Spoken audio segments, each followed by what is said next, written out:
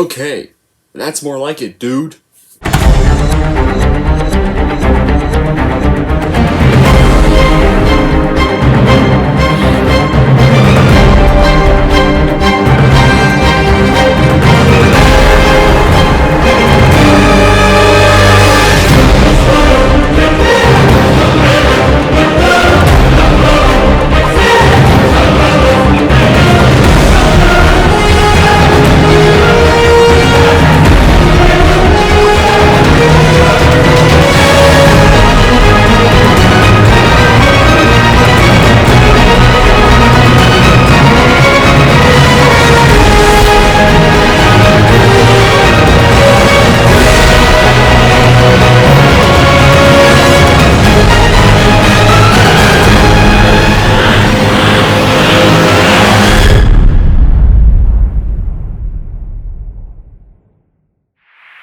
Hey everyone, it's Movie Lover 120 here, and I'm here with a brand new movie review, and this movie review is going to be for the fourth installment in the franchise I'm currently reviewing, or technically the fourth film in the series I'm currently reviewing, and that's of course none other than 2007's TMNT.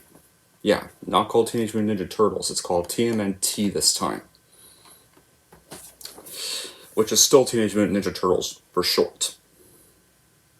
The longer version of the title anyways, but the point is, some people... Anyway, let's just get on with the plot. Well, this movie is set after defeating their old arch-nemesis, the Shredder. The Turtles are needed more than ever, but Raphael, Donatello, and Michelangelo have become lost and directionless. Leonardo has gone to Central America on the orders of the martial arts master and father figure Master Splinter for training. Donatello and Michelangelo have started small business in Leonardo's absence. Meanwhile, strange things are happening in New York City, and an army of ancient creatures threatens to take over the world, and the Turtles must unite again to save it. So yeah.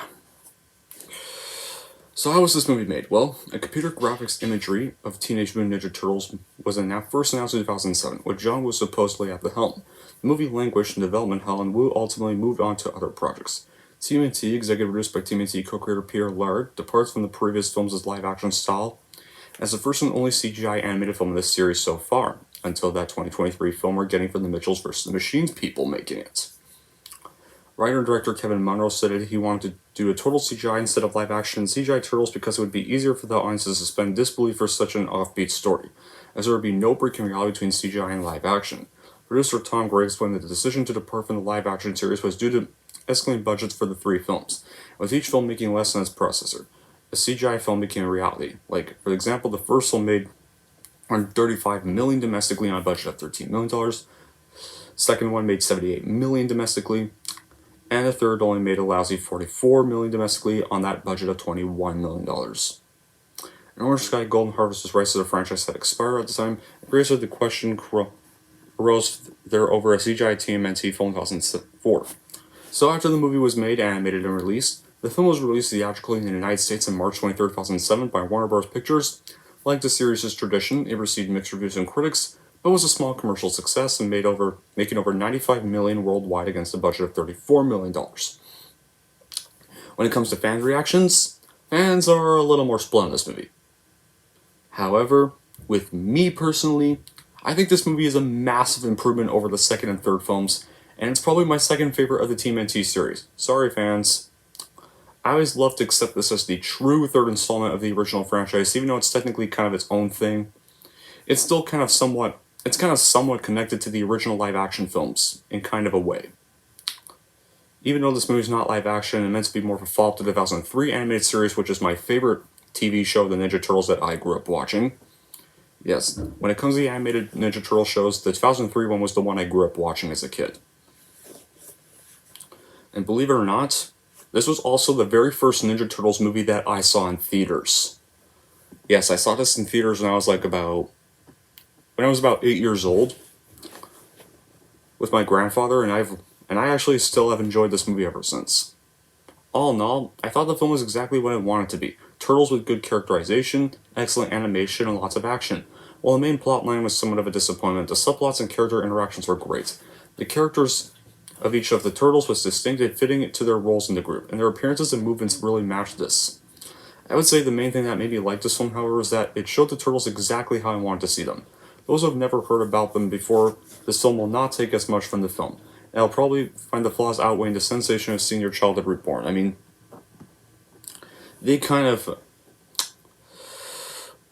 the kind of weird thing is they do kind of pull a bit of a Ghostbusters 2 on the Ninja Turtles, where after defeating the no, not Ghostbusters 2, anything but that. They pull a Ghostbusters Afterlife in kind of a way on the Turtles, where because like after they defeated Shredder, there's barely any threats for them to take on. They pretty much had to go their separate ways. And I really like how this movie doesn't have Shredder in it. It kind of, I like how Ninja Turtles 3 did that. Not having Shredder in this movie still feels a lot more original how they do this here. Without Shredder, there's no threat for them. They kind of have to disband. They go on to their own jobs. Like Donatello goes on to make computers. Leonardo goes to training in Central America and he's helping villagers. Michelangelo is a party entertainer named Cowabunga Carl. Because he's a party animal. And then Raphael, the rebellious one, has still gone on to somewhat be fighting crime because he thinks that New York is still not going to be a safe place, so there's still going to be criminals around even without Shredder, so he's become a vigilante known as the Night Watcher. So yeah, I kind of like what they do with the Turtles there. And it's got such an incredible voice cast too, like hearing Iroh and Professor Xavier having a conversation about Ninja Turtles just really blows my mind every time. It fills me with a lot of joy. Like, not only... Like, there's actually two Marvel actors in here. There's Patrick Stewart as the somewhat anti-hero or villain, whatever you want to call him, Max Winters. He's not really a villain. I don't know why people call him a villain, because he's not really one. Is voiced by Patrick Stewart, who, of course, voices Professor Xavier in X-Men. And Casey Jones in this one is actually voiced by Chris Evans, who plays both the Human Torch and Captain America, so it's kind of nice to see. It's kind of nice to see at the time when this movie came out, Human Torch kind of interacting with Turtles in kind of a way, an animated form. And of course, April O'Neil is voiced by Sarah Michelle Gellar from the live-action Scooby-Doo films, so the voice cast is pretty good here. Yeah, the more I grow up and engage with more media, the more I appreciate the people involved, like Nolan North and Z.Y. Zhang of Crouching Tiger, Hidden Dragon fame. And then, of course, there's the animation. The biggest thing the movie has going for it is the animation. It is miles ahead of any animated movie I've ever seen, and the level of detail is unsurpassed and completely amazing. Everything from backgrounds, characters, various surfaces and textures, and lighting and different effects, and just blew me away. And the designs along the same lines as the animation. The general look and design of everything was pretty cool. The Turtles themselves look different and new, as well as Splinter, Casey, and April. Their designs fit in very well with the overall look of NY City, which is dark, worn, and very impressive. The skyline was very well done, and I was particularly impressed with the design of Karai and the Foot Ninjas. And the characters' relationships, like especially between the Turtles and Splinter, and particularly Raphael and Leonardo, the relationships are very complex, and it is traditionally the case for the franchise. In this film, they are well drawn, developed, and in the end are fulfilling, cathartic. Like, there are a few surprises, to say the least, both within the Turtle team and also with how Casey also adds his relationship with Ralph in the movie. And then, of course, there's the storyline. The screenplay is okay. The tone is about as perfectly balanced as you can hope for a film trying to appeal to the Saturday morning crowd as well as the old school 20-something fans. It returns to the darker, more emotional tone of the first live-action movie, but doesn't fail to deliver on humor, although some of it is hit and miss, probably the result of trying to appeal to the younger crowd. The dialogue is decent, the storyline is a bit more on the sci-fi side than most fans of the old movies will be used to, but it seems secondary to the development and relationships of the characters. It's a good decision on the part of the filmmakers. The plot is still interesting and fast-paced, and the villains are incredible. Or decent, I mean. Then comes the action and fight sequences. They are generally well done in this movie. For me, the centerpiece of the whole movie is that climatic rooftop fight scene in the rain between Leonardo and Raphael. Like, that's probably my favorite fight in the whole franchise. Like that fight is just gold from start to finish. It's really perfect. I really like that they kind of have a conflict between Leo and Raph, who is the better leader. I mean, yeah. Yeah, like, other cool sequences include a skateboarding scene, a huge fight against a bunch of foot ninjas. And downsides are the opening stage setting scene, which would be a bit boring and hard to follow for the youngsters, and the lack of any type of catchy music for the characters. Like, Michelangelo remains the fun-loving one, but he and Donatello are kind of minor characters in this movie. And the other problem I kind of have with this movie was I constantly feel that I was kind of watching a Saturday morning cartoon, but this is an animated film, not a live action film. The CGI seemed a little better than something one would see on a television channel, which is disappointing. And sometimes the conflict between Leo and Ralph is a little predictable and adds a little to the overall story.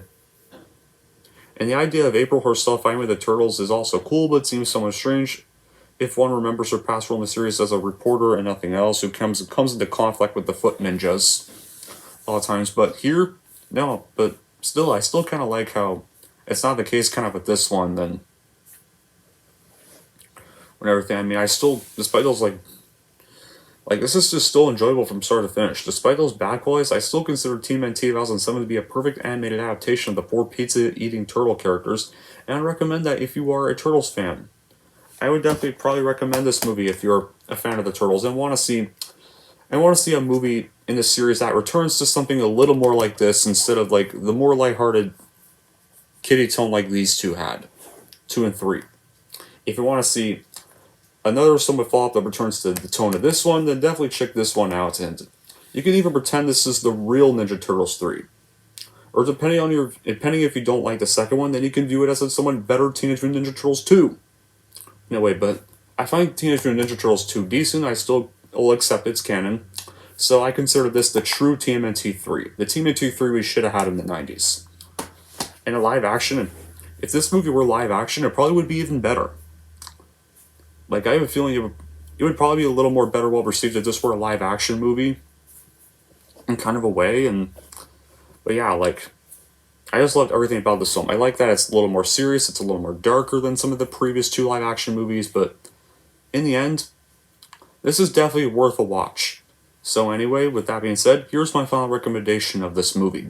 So overall, if you want to see an improved follow-up after the lackluster second and third films, then this is definitely a must-watch for any of you TMNT fans and for those who want a perfect conclusion to the franchise. Anyway, if you're wondering how I'm going to rank TMNT 2007, I am going to give TMNT 2007 an 8 out of 10. Alright, that takes care of that movie. On the sad side, though, we're done with these 4, but at least we're done with this. But we're sadly done with the good or decent 3. And you want to know what we're moving on to next. Hold that thought. Let me get it. I'll show you the movies I have to do rewatch.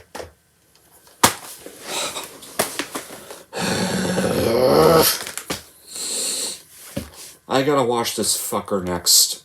And I'm gonna be watching that likely Sunday or Saturday. I gotta rewatch this piece of shit again. And I'm gonna still hate it. I know.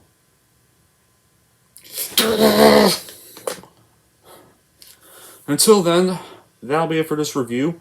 Thank you all for watching. And if you like this and want to see more, don't forget to like, subscribe to Movie Lover 120. And cowabunga, dudes!